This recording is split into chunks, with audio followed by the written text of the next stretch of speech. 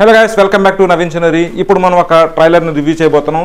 అది రీసెంట్ టైంలో most controversial and చాలామంది ఎదురు చూస్తున్న మూవీ కూడా మీకు అర్థమై ఉంటుంది. అది ఆర్జీవి గారి వ్యూహం అండ్ శబదం మూవీస్కి కంబైన్ ట్రైలర్ ఇంతకుముందే కాసేపటి క్రితం రిలీజ్ అయింది. నేను కూడా ఇంకా చూడలేదు. మీతో పాటు నేను కూడా చూసి ఆ ట్రైలర్లో అంత విషయం ఏముంది, దాన్ని హైకోర్టుకి వెళ్ళి ఆపేయాలన్నంత కాన్సెప్ట్స్ అందులో నిజంగా ఉన్నాయా అనే విషయాన్ని అయితే మనం ఇప్పుడు ట్రైలర్ చూసేసి తెలుసుకునే ప్రయత్నం అయితే చేద్దాం. Let's get into the video. RGV den production. ఇది మామూలు గెలుపు కాదు. ఇంకో 10 ఏళ్ళు పోస్ట్ ఎలక్షన్ అనుకుంటా మనం అతని నీడను కూడా టచ్ చేయలేం. లోకేషే ఈ పార్టీని నడపాలన్న పట్టుదలతో మీరు ఈ పార్టీని నాశనం చేస్తున్నారు.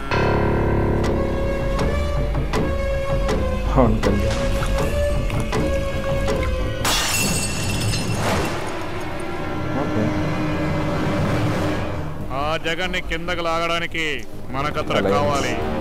ఆ పవన్ నన్ను ఎన్ని మాటలను నాకు ఇంకా గుర్తుంది. వార్నింగ్స్ కూడా ఇచ్చాడు. మనకన్న కొడుకును అలా తిట్టిన అతనితో నేరు చేతులు కలుగుతారా? ఎంతో బలమైన పులి సింహం కంటే మనకి పాము ముసలంటే ఎక్కువ భయం ఎందుకేస్తుంది? వాటి కళ్ళల్లో ఎమోషన్స్ ఉండవు. ఎమోషన్స్ లేని పాము ముసలే కాకుండా నాకు తెలిసిన మూడో జీవి చంద్రబాబు నాయుడు. తొక్కిసలాటలో చాలా మంది చచ్చిపోవటానికి అవకాశం ఉంది బాబు గారు. ఆ సంగతి పోలీసులు అధికారులు చూసుకుంటారు. మన బ్రాండింగ్ మనం చూసుకుందాం.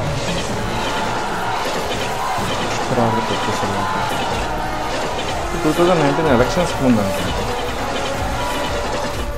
ఒక మధ్యతరగతి కుటుంబంలో పుట్టిన సుందర్ పిచాయ్ గూగుల్ CEO అయ్యారంటే కారణం ఇంగ్లీష్. వాడు గవర్నమెంట్ స్కూల్స్ లో ఇంగ్లీష్ మీడియం పెడితే మన నారాయణ స్కూల్స్ పరిస్థితి ఏంటి? నేను సొంతంగా ఏ నిర్ణయం తీసుకోలేనా? పోయినసారి ఒక్క నేను నిలబడతాన్న నిర్ణయం నాదే కదా, అదేమైంది? అందుకే అప్పటి నుంచి నేను సొంతంగా నిర్ణయాలు తీసుకోకూడదనే నిర్ణయం నేను తీసుకున్నాను. All the best. మన చుట్టూ ఉన్న వాళ్ళు, నాపై పూర్తిగా నమ్మకం ఉన్న వాళ్ళు మాత్రమే. చూడు కళ్యాణ్, పొత్తంటే ఒకరికొకరు సహాయం చేసుకోవడమే. నా కోసం వచ్చే జనాన్ని లోకేష్ కి చేయకొట్టమనడం నేను మీకు చేసే సహాయం అయితే, మరి మీరు నాకు చేయబోయే సహాయం ఏంటో? ఈ సహాయానికి ఏం కావాలి? సీఎం.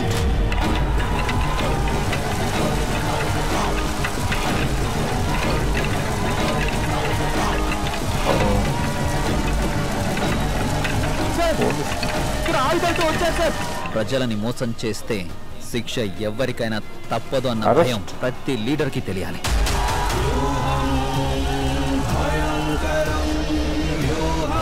వ్యూహం 23rd, శబదం ఫస్ట్ 1 వీక్ గ్యాప్లో వచ్చేస్తున్నాయి రెండు. ఈ సినిమా హైకోర్టుల చుట్టూ ఎందుకు తిరిగి మొత్తానికి రీసెన్సరింగ్ జరిగి ఇప్పుడు రిలీజ్ అవుతుంది అనేది ఈ ట్రైలర్ చూస్తే అది అర్థమైపోతుంది భయ్య. యాత్ర 2 కూడా రిలీజ్ అయింది. దానికి అంత కాంట్రవర్సీ జరగలేదు. అది జగన్ గారి బయోపిక్, అప్పుడు జరిగిన ఇన్సిడెంట్స్ని 2019 ఎలక్షన్స్ ముందు జరిగిన మొత్తం ఆయన రాజకీయ ప్రస్థానాన్ని గురించి చెందిన చిత్రం అది. కానీ ఈ మూవీని ఎందుకు హైకోర్టులో ఆపారంటే 2 రీజన్స్. ఒకటి, ఈ మూవీలో నిజంగా చాలా కొంతమందిని డీఫేమ్ చేసేలాగా లేదా డిగ్రేడ్ చేసేలాగా క్యారెక్టరైజేషన్స్ ఉండాలి. అవి రియల్ ఈవెంట్స్ అయి ఉండొచ్చు, కొన్ని డ్రామాటిక్గా సినిమాటిక్ లిబర్టీ తీసుకుని పెట్టుకున్న ఇన్సిడెంట్స్ అయి ఉండొచ్చు. అదొక కేసు అయి ఉండాలి. రెండోది ఏంటంటే ఆర్జీవి గారి మీద credibility. As a person RGV గారు ఎలా ఉన్నా కూడా ఆర్జీవి గారు చెప్పింది దాంట్లో విషయం ఉంటుంది.